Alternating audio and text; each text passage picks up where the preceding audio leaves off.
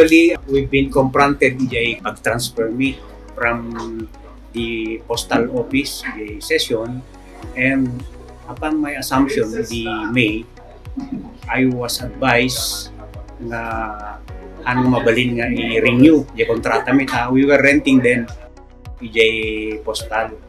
So, nakipakiasi kami kanya na give us 2 months to look for a new place. So, tinaalam iso ti pinaka mayat kin nalaka. Idi jay postal office sa bali ngamin jay buka ami ti YMCA sa bali postal mitlaing. So, na doble-doble din kami lang jay.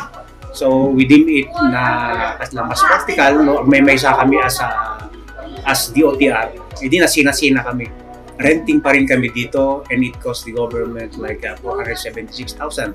Pero I've been lobbying with the DOTR and the good secretary had endorsed yung lobby namin for a new building.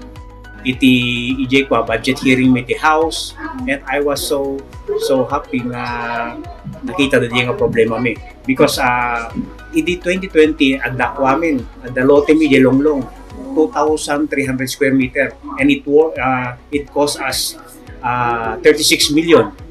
So natiwangwang ijay and the purpose of that lot na purchase it and the very purpose is the construction of DOTR building. In the fiscal year 2024, we have almost 400 million revenue collection. And itatang 2025 January to date, we have already reached 300 million mark revenue collection from licenses, from registration, and from penalties and fines.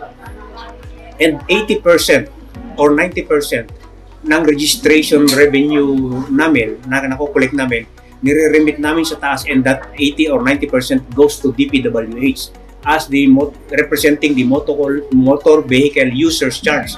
We've been requesting DPWH for a building and for now through the effort also of Congressman Dumogan, nakatungtong mi mismo ni Secretary Vince Dizon and he promised to fund for 2026, fiscal year 2026, phase 1. Pero nakatungtong mamimitlaing iti Senado, nakatungtong ko through ni Senator Lacson.